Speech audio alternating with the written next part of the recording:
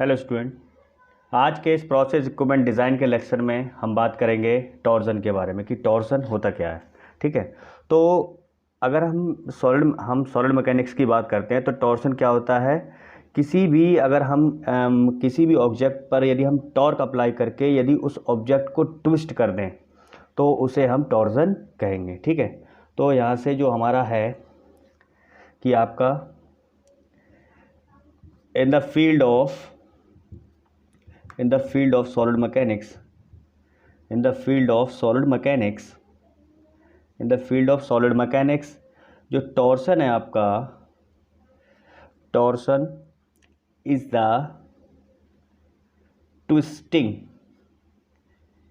The twisting of an object due to an applied torque.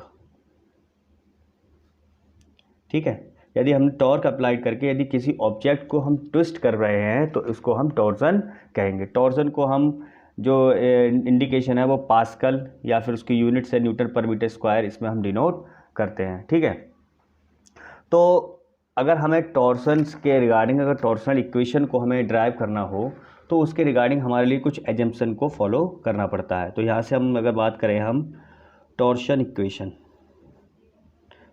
Equation की हम बात करते हैं तो जो टॉर्शन इक्वेशन है आपकी, उसके आपके कुछ एजम्पशन हैं, कुछ आपके क्या है एजम्पशंस हैं। ठीक है, और वो एजम्पशंस क्या है आपके, उन एजम्पशंस में आपका पहला जो एजम्पशन है वो ये कहता है कि आपका जो मटेरियल है, ठीक है, जिसको आप ट्विस्ट करना चाह रहे हैं टॉर्क अप्लाई करके, वो आपका मटेरियल होमोजेनियस और आइसोट्रोपिक होना चाहिए। तो आपका जो मटेरियल है, आपका material is homogeneous and isotropic. ठीक है, आपका आइसोट्रोपिक मटेरियल होना चाहिए। ठीक, दूसरा आपका क्या एजम्पशन है, हमें दूसरा जो एजम्पशन ये लेना है उसमें कि आपका जो शाफ्ट है, ठीक है, वो आपकी परफेक्टली स्ट्रेट होना चाहिए और उसका जो क्रॉस सेक्शन है वो आपका यूनिफॉर्म होना चाहिए, उसमें कोई भी क्रॉस सेक्शन में आपकी इरेगुलरिटी नहीं होनी चाहिए। तो जो आपका शाफ्ट है, the shaft is perfectly straight. आपके जो शाफ्ट है वो परफेक्टली स्ट्रेट है और आपका जो क्रॉस सेक्शन है वो क्या है आपका यूनिफॉर्म क्रॉस सेक्शन, यूनिफॉर्म आपका जो सेक्शन है वो यूनिफॉर्म होना चाहिए। तीसरा हमारा पॉइंट है कि अगर आपने जो शाफ्ट है उसकी ट्विस्टिंग कर दी, तो यदि आपने उसकी ट्विस्टिंग कर दी तो ट्विस्टिंग करने के बाद भी उसकी जो शेप में कोई भी चेंज नहीं होना चाहिए, मतलब कोई भी डिस्टॉर्शन नहीं होना चाहिए। ठीक है, तो ये हमारा नया एजम्पशन है, थर्ड एजम्पशन है कि जो आपका सर्कुलर शाफ्ट है, circular shaft remain circular after twisting. ठीक है, यानी आपके ट्विस्टिंग आपने कर दी तो उसके बाद भी वो सर्कुलर होना चाहिए, उसकी शेप में कोई भी चेंज नहीं होना चाहिए, शेप में आपका कोई भी चेंज उसका नहीं होना चाहिए। ये थर्ड आपका एजम्पशन है। फोर्थ एजम्पशन हम बात करेंगे तो फोर्थ एजम्पशन कहता है कि जो प्लेन सेक्शन है शाफ्ट में आपका ट्विस्टिंग के दौरान प्लेन ही रहना चाहिए। ठीक है, तो plane section in shaft remain plane after twisting। आपने ट्विस्टिंग कर दी तो उस ट्विस्टिंग के बाद भी आपका जो प्लेन है वो आपका जो प्लेन सेक्शन है वो प्लेन रहना चाहिए, उसमें किसी प्रकार की इरेगुलरिटी नहीं है। ठीक है, अब आप जो टॉर्क अप्लाई करेंगे वो शाफ्ट के प्रत्येक क्रॉस सेक्शन पर क्या होना चाहिए, यूनिफॉर्म होना चाहिए। ठीक है, तो यहाँ से एक पॉइंट आपका ये आ जाएगा कि जो आपका टॉर्क है, torque is uniform through out the shaft. ठीक है, यानी कोई भी टॉर्क में इरेगुलरिटी नहीं होना चाहिए। जितना आपकी अगर शाफ्ट है तो उस शाफ्ट पर यूनिफॉर्म रूप से आपका टॉर्क अप्लाई होगा, यानी कहीं कम कहीं ज़्यादा, इस तरीके से नहीं होना चाहिए। 6 आपका पॉइंट है कि आपकी जो मैक्सिमम शेयर स्ट्रेस है इंड्यूस हो रही है शाफ्ट में, वो इलास्टिक लिमिट से ज़्यादा नहीं होनी चाहिए। ठीक है, यानी मतलब उसमें प्लास्टिक डिफॉर्मेशन नहीं होना चाहिए। मैं आपको बता चुका हूं कि इलास्टिक डिफॉर्मेशन क्या होता है और प्लास्टिक डिफॉर्मेशन क्या होता है। ठीक है, तो जो आपका maximum shear stress induced in shaft does not exceed elastic limit, ठीक है, जो आपकी इलास्टिक लिमिट है उससे ज़्यादा नहीं होना चाहिए। मतलब इतना उसमें इंड्यूस स्ट्रेस इतना ज़्यादा नहीं होना चाहिए कि वो इलास्टिक लिमिट से ज़्यादा हो जाए। ठीक है,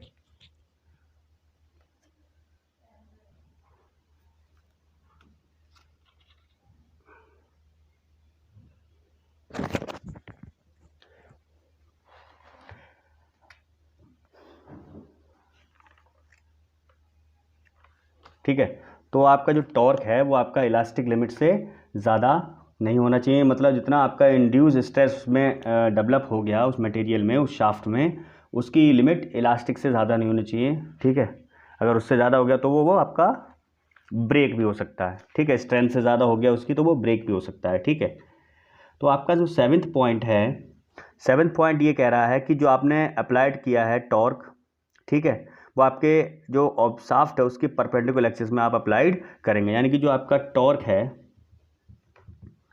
torque applied on the shaft is in plane perpendicular to axis of shaft. ठीक है, तो जो आपकी एक्सिस है शाफ्ट की उसके परपेंडिकुलर डायरेक्शन में होना चाहिए। ठीक है,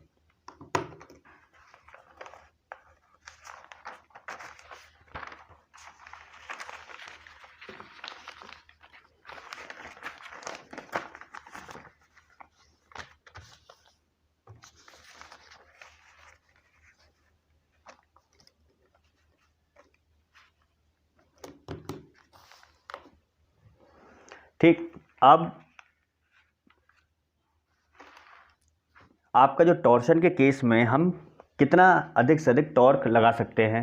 ठीक है, यदि टॉर्क को अगर टॉर्क को इंट्रोड्यूस करने पर आपका क्या होता है, शियर स्ट्रेस क्रिएट होगा। अगर हम टॉर्क को इंट्रोड्यूस करेंगे किसी शाफ्ट पर लगाएंगे तो उससे हम शियर स्ट्रेस उसमें क्रिएट होगा, जिसे हम टॉर्सनल शियर स्ट्रेस कहते हैं। ठीक है, जितना आपका ज़्यादा शियर स्ट्रेस मटेरियल कैरी कर सकता है उसे हम उसकी क्या कहेंगे, स्ट्रेंथ कहेंगे, यानी shear strength of the material हम कहेंगे। तो यहाँ पे हम लिख सकते हैं कि आपका जैसे ही हम टॉर्क को इंट्रोड्यूस करेंगे, टॉर्क को इंट्रोड्यूस करने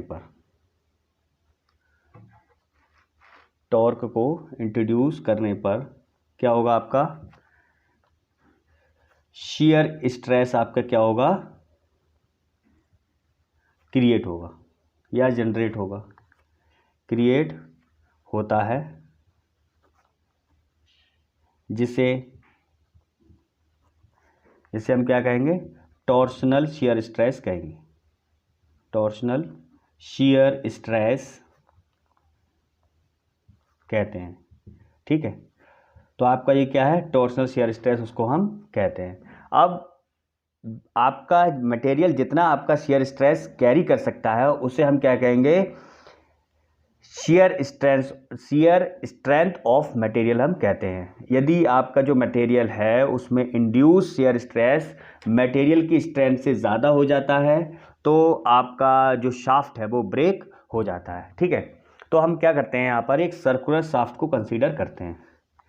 आपके पास ये फिक्स एंड है उसका शाफ्ट का, ये आपकी एक सर्कुलर शाफ्ट ली हमने यहाँ पर। ठीक, इस सर्कुलर शाफ्ट का आपका ये क्रॉस सेक्शन रहा।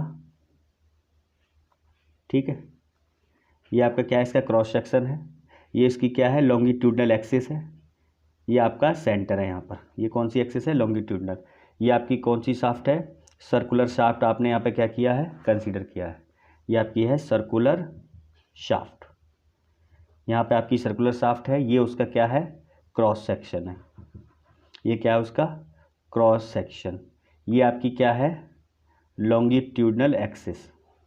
बता चुका हूँ लॉन्गिट्यूडनल और लेटरल एक्सिस क्या होती है, लॉन्गिट्यूडनल एक्सिस। ठीक है, ये आपकी लॉन्गिट्यूडनल एक्सिस है।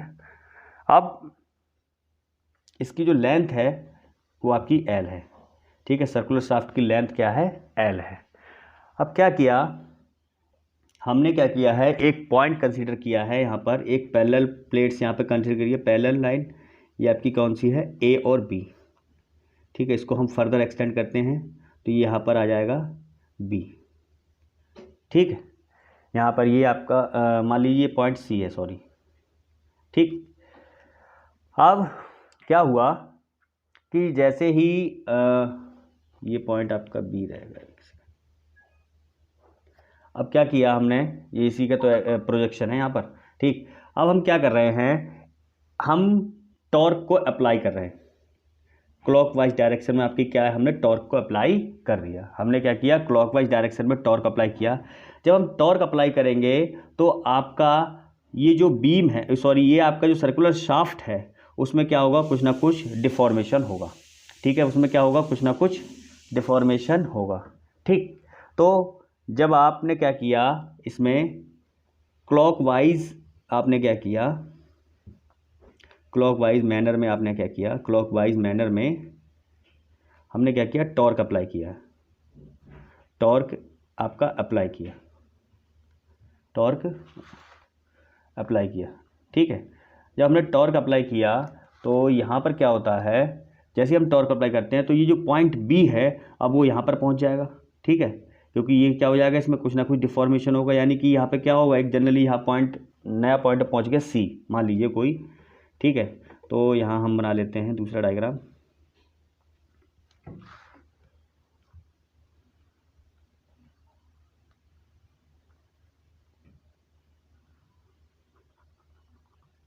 ये इसका क्रॉस सेक्शन था। ठीक है, और यहाँ पे ये आपकी लॉन्गिट्यूडनल एक्सिस थी। ठीक, ये आपका पॉइंट बी था यहाँ पर, तो ये पॉइंट बी अब यहाँ पहुँच गया आपका सी पॉइंट पर। ठीक है, तो ये अब ए और सी को हम क्या कर लेंगे, ज्वाइन कर लेते हैं। ठीक है, ये आपका सेंटर है। ठीक है, तो ए और सी को ज्वाइन करेंगे तो इनके बीच का जो एंगल है वो आपका फाई है। ठीक, इनके बीच का जो एंगल है वो आपका फाई है, और सेंटर से इनका जो एंगल है, जो आपका स्ट्रेन हुआ है उसका एंगल आपका थीटा है। ठीक है, ये एंगल आपका क्या है यहाँ पर, ये थीटा है। ठीक, अब क्या हो जाएगा, अब जो आर्क का एंगल है, ये जो आर्क ही तो है, ये आर्क का एंगल क्या है आपका, थीटा है। जो आर्क है उसका एंगल क्या है, ये आर्क ही तो है आपकी, तो आर्क का एंगल क्या है आपके पास है यहाँ पर, थीटा है। और जो शाफ्ट है उसकी रेडियस आर है आपकी, शाफ्ट की रेडियस क्या है आपकी, आर है। शाफ्ट की रेडियस आपकी आर है। ठीक है, अब शाफ्ट की रेडियस जो आर है, तो आप डायमीटर भी कैपिटल डी से रिप्रेजेंट कर सकते हैं, डायमीटर को आप कैपिटल डी से रिप्रेजेंट कर सकते हैं। ठीक है, तो जैसे जैसे हम क्या करेंगे, आपका टॉर्क अप्लाई करेंगे। ठीक है, तो पॉइंट बी आपका क्या हुआ, ये पॉइंट बी था वो डिस्प्लेस होकर सी पर पहुंच गया। जैसे जैसे हमने पॉइंट बी, जैसे जैसे हमने टॉर्क क्लॉकवाइज डायरेक्शन में अप्लाई किया तो उस टॉर्क के कारण क्या हुआ, ये जो पॉइंट बी था यहाँ पर वो आपका सी पर पहुँच गया। ठीक है, तो मतलब कि क्या हुआ, यहाँ पर कुछ ना कुछ स्ट्रेन डेवलप हुआ। क्या हुआ, कुछ ना कुछ स्ट्रेन डेवलप हुआ। इस स्ट्रेन को हम बोलेंगे शियर स्ट्रेन। इस स्ट्रेन को क्या बोलेंगे हम, शियर स्ट्रेन। तो देखते हैं शियर स्ट्रेन क्या होता है। तो आपका क्या हो जाएगा, हमने क्या किया, टॉर्क को अप्लाई करने पर, टॉर्क को अप्लाई करने पर क्या होता है, पॉइंट जो बी है वो सी पर क्या हो जाता है, डिस्प्लेस हो जाता है। ठीक है, पॉइंट बी से सी पर डिस्प्लेस हो जाता है। तो यहाँ पर क्या हुआ, एक स्ट्रेन क्या हुआ हमारे पास डेवलप हुआ, एक आपका स्ट्रेन डेवलप हुआ। इस स्ट्रेन को हम बोलेंगे शियर स्ट्रेन। क्या बोलेंगे हम इस स्ट्रेन को? Shear strain. ठीक है, इस स्ट्रेन को हम बोलेंगे शियर स्ट्रेन। ठीक, तो शियर स्ट्रेन आपका क्या होता है? शियर स्ट्रेन, शियर स्ट्रेन आपका होता है फाई, वो किसके बराबर होता है? वो क्या हो जाएगा यहाँ से, बी सी अपॉन एल, यानी कितना आपका चेंज हुआ है, ठीक है, कितना आपके पास ओरिजिनल है, यानी कितनी आपकी लेंथ में चेंज हुआ है, ठीक है, वो आपका B C upon L original. तो यहाँ से हम बात करेंगे, हमें चाहिए आपका जो एंगल होता है, ठीक है, एंगल बराबर क्या होता है आपका? आर्क अपॉन रेडियस, ये तो आपको पता है, ठीक है, आर्क अपॉन रेडियस। तो एंगल यहाँ पर हमारे पास क्या है? बी सी, ठीक है, सॉरी, तो यहाँ से हमारे पास बी सी की वैल्यू कितनी आ जाएगी? थीटा इंटू आर, ठीक है, थीटा इंटू आर। तो हमारे पास जो आर्क है उस आर्क की वैल्यू आ गई आपके पास थीटा इंटू आर। ठीक, तो यहाँ से जो फाई आ जाएगा आपके पास शियर स्ट्रेन, वो किसके बराबर आ जाएगा? Theta into r upon L. Equation number 1। यहाँ बी सी की वैल्यू रख दीजिए, बी सी की value theta into r upon L, यहाँ से हो गया। ठीक है, तो जो लोडिंग हो रही है वो आपकी इलास्टिक लिमिट के विदिन तो ही हो रही है। हम ये चाहते हैं कि आपका जितना भी इंड्यूस स्ट्रेस हो वो आपका इलास्टिक लिमिट तक ही रहे, प्लास्टिक डिफॉर्मेशन ना हो उसमें। ठीक है, तो मतलब कि क्या है, जो हम लोडिंग कर रहे हैं, लोडिंग जो है आपकी वो इलास्टिक लिमिट के विदिन है, इलास्टिक लिमिट के विदिन है। ठीक है, तो इलास्टिक लिमिट के विदिन है, तो हम क्या करते हैं, यहाँ पर हम लगाते हैं Hooke's law. Hooke's law, Hooke's law में जो आपका शियर स्ट्रेस होता है, हुक्स लॉ के अकॉर्डिंग मैं बता चुका हूँ ये फॉर्मूला आपको। हुक्स लॉ में जो शियर स्ट्रेस होता है टाउ, वो आपका किसके बराबर होता है? जी इंटू फाई के बराबर होता है, जी इंटू फाई के बराबर होता है। तो यहाँ पर जो जी था वो क्या था आपका? Modulus of rigidity, modulus of rigidity.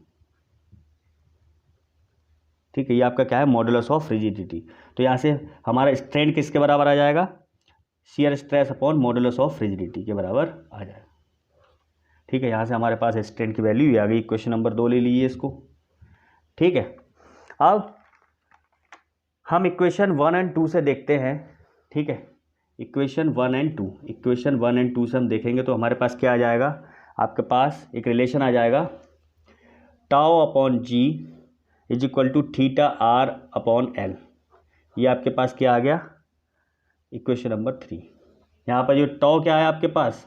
Torsional shear stress, torsional shear stress. ये टॉ आपके पास क्या है? Torsional shear stress. और ये क्या है आपका? Shear strain.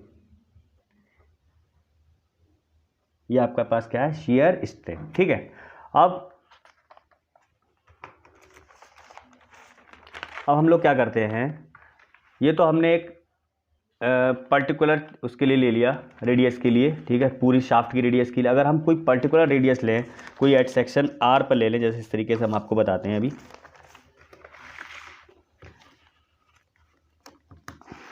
ठीक है, मान लीजिए आपके पास ये उसका क्रॉस सेक्शन था।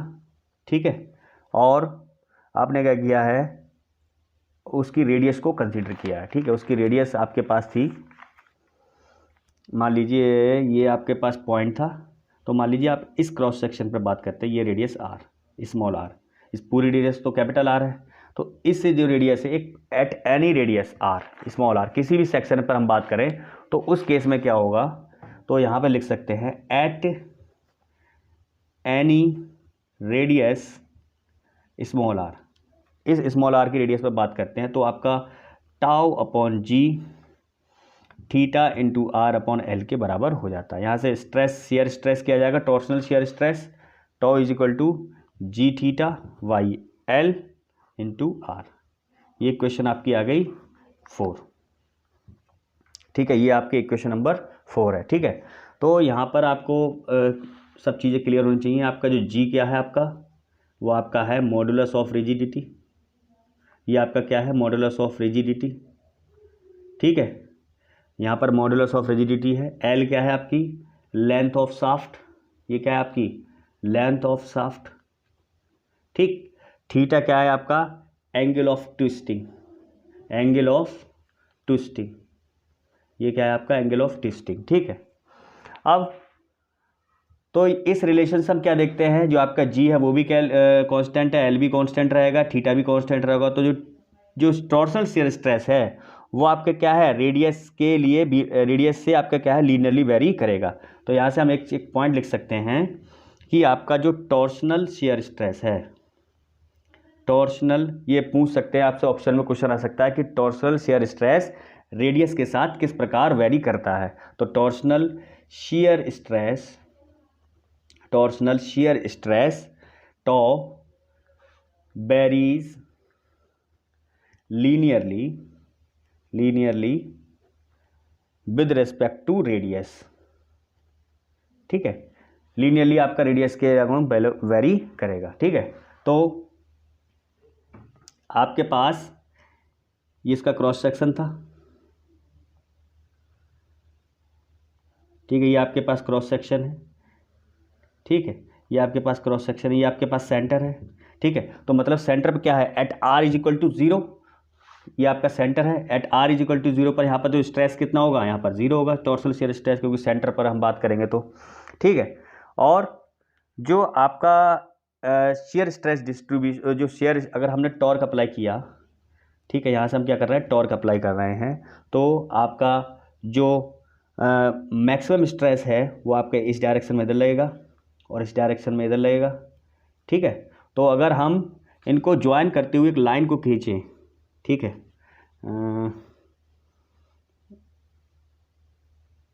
ये आपकी लाइन खींची। ठीक है, तो यहाँ से हम देखेंगे तो आपका जो स्ट्रेस का डिस्ट्रीब्यूशन है वो इस तरीके से आ जाएगा।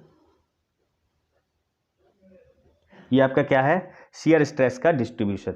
ठीक है, ये आपका क्या है, शियर स्ट्रेस डिस्ट्रीब्यूशन। अब हम बात करें सेंटर पर r is equal to zero पर हमारा टॉ क्या हो जाएगा, zero. At r is equal to R पर क्या होगा, स्ट्रेस क्या होगा आपका, मैक्सिमम शियर स्ट्रेस होगा या मैक्सिमम टॉर्सनल स्ट्रेस होगा। ठीक है, अब हमें क्या देखना है, हमें टॉर्सन इक्वेशन की बात करनी है यहाँ पर। तो हम क्या करेंगे, तो हम क्या करते हैं, शाफ्ट के क्रॉस सेक्शन पर एक एलिमेंटल रिंग को कंसीडर करते हैं। हम क्या करते हैं, एक एलिमेंटल रिंग को कंसीडर करते हैं। तो ये आपके पास क्रॉस सेक्शन था। ठीक है, और हम क्या करते हैं, अब एक एलिमेंटल रिंग को कंसीडर करेंगे। ये आपकी एलिमेंटल रिंग है, इसको हमने कंसीडर कर लिया। इसका जो क्रॉस सेक्शन है वो डी ए है, यहाँ से यहाँ तक आपका आर है, स्मॉल आर है ये आपका। ये जो इसकी थिकनेस है वो आपकी डी आर है, इसका जो एरिया है वो आपका डी ए है। ठीक है, आपकी क्या है, एक एलिमेंटल रिंग है। ठीक है, तो एलिमेंटल रिंग है, तो इस एलिमेंटल रिंग पर आपका शियर फोर्स कितना लगेगा। तो शियर फोर्स क्या होता है, shear stress into area. Shear force क्या होता है, शियर स्ट्रेस इनटू एरिया। तो यहाँ से हम निकालेंगे shear force on elemental ring, elemental ring. तो वो किसके बराबर हो जाएगा, मान लीजिए इसको हम लिखते हैं डी एफ, वो किसके बराबर हो जाएगा, शियर स्ट्रेस इनटू एरिया या एलिमेंटल रिंग का एरिया। ठीक है, तो यहाँ से डी एफ हो जाएगा शियर स्ट्रेस इनटू एरिया, क्या हो जाएगा आपके पास, 2 pi are into D are. ठीक है, आपका ये क्या हो गया, एलिमेंटल रिंग का एरिया। तो यहाँ से डी एफ हो जाएगा आपके पास, टॉर्सनल शियर स्ट्रेस की वैल्यू कितनी थी, जी थीटा वाई एल, यहाँ हो जाएगा 2 pi R square into D are. ठीक है, ये आपके पास आ गई। ठीक है, तो ये क्या है, ये आपका क्या बता रहा है, ये आपका क्या है, ये जो शेयर फोर्स है वो आपका रजिस्टिंग टॉर्क को क्रिएट करेगा। ठीक है, इस शेयर फोर्स के कारण क्या होगा, कुछ ना कुछ टॉर्क में क्या होगा, रजिस्टिंग टॉर्क हमारा क्या होगा, इंट्रोड्यूस होने लगेगा। तो टॉर्क क्या होता है आपका, रजिस्टिंग टॉर्क वो होता है आपका फोर्स इनटू डिस्प्लेसमेंट। ठीक है, फोर्स इनटू डिस्टेंस आपकी आर इंटू डी एफ, ये आपके पास क्या है, टॉर्क मिल जाएगा आपके पास। तो टॉर्क क्या हो जाएगा, यहाँ से जी थीटा, डी एफ की वैल्यू क्या थी, G theta by L, 2 pi R cube into D are. ठीक है, ये आपके पास क्या आ गया, डी टी की वैल्यू आ गई, या टॉर्क की वैल्यू है, रजिस्टिंग टॉर्क आपके पास क्या आ गया, ये आ गया आपके पास। ठीक है, अब ये जो रजिस्टिंग टॉर्क है, ठीक है, ये जो रजिस्टिंग टॉर्क है वो आपका एक्सटर्नल टॉर्क के बराबर होगा। ठीक है, ऐसा क्यों होगा, क्योंकि ये दोनों क्या है, आपके स्टैटिक इक्विलिब्रियम की कंडीशन में है। ठीक है, स्टैटिक इक्विलिब्रियम कंडीशन में है, तो मतलब जितना आप टॉर्क क्लॉकवाइज अप्लाई करेंगे, सपोर्ट क्या करेगी, उतना ही अपोजिट डायरेक्शन में टॉर्क प्रोवाइड करेगी। तो ये क्या कर लेंगे, एक दूसरे को न्यूट्रलाइज कर लेंगे। तो जितना रजिस्टिंग टॉर्क है वो आपका एक्सटर्नल अप्लाइड टॉर्क के बराबर आ जाएगा।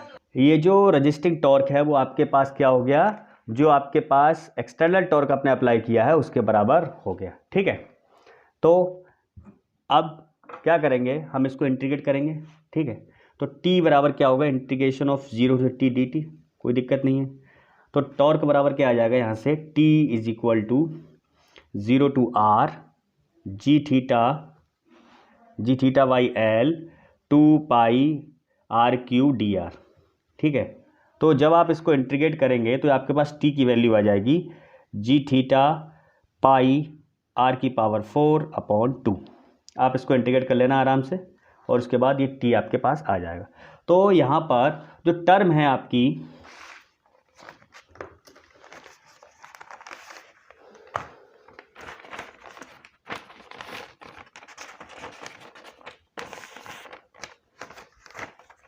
यहाँ पर जो आपकी टर्म है, यहाँ पर जो आपकी टर्म है क्या, पाई r4 अपॉन 2, ये आपकी क्या है, पोलर मूवमेंट, इसको हम बोलेंगे पोलर मूवमेंट ऑफ इनर्शिया। ठीक है, आप अब इतना ही लिखिएगा, पोलर मूवमेंट ऑफ इनर्शिया।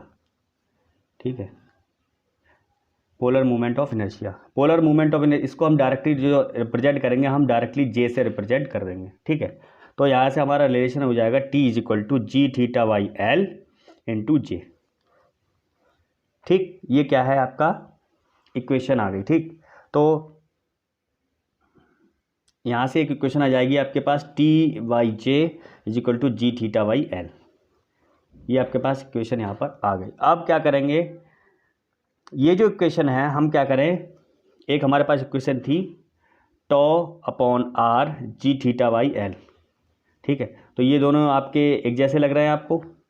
ठीक है, तो एक तरीके से हम यहाँ लिख सकते हैं, क्योंकि आपके पास यहाँ भी जी थीटा बाई एल है, यहाँ भी जी थीटा बाई एल है। ठीक है, तो ये क्या है आपके पास, यहाँ से एक इक्वेशन हम बना सकते हैं, tau by J is equal to, sorry यहाँ टॉर्क है, ये torque upon J tau by R G theta by L. तो यहाँ से ये इक्वेशन क्या आएगी आपकी, टॉर्सन इक्वेशन इसको हम कहेंगे। ये इक्वेशन क्या आएगी आपकी, टॉर्सन इक्वेशन।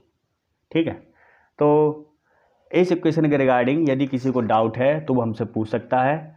और ये जो टॉर्सन इक्वेशन है आपकी, जो बेंडिंग इक्वेशन से एनालॉगस होती है, तो ये आपसे पूछ सकते हैं ऑप्शन में कि जो टॉर्सनल इक्वेशन है आपकी, टॉर्सनल इक्वेशन वो क्या है, किसके एनालॉगस है, बेंडिंग इक्वेशन के, बेंडिंग इक्वेशन के, इसके क्या है, एक एनालॉगस होती है। ठीक है, तो आज के लेक्चर में इतना ही काफ़ी है। तो जो टॉर्सन के रिगार्डिंग अगर किसी को डाउट है तो हमसे पूछ सकता है कमेंट सेक्शन में लिखकर। ठीक है, आज के इतना ही काफ़ी। Thank you class.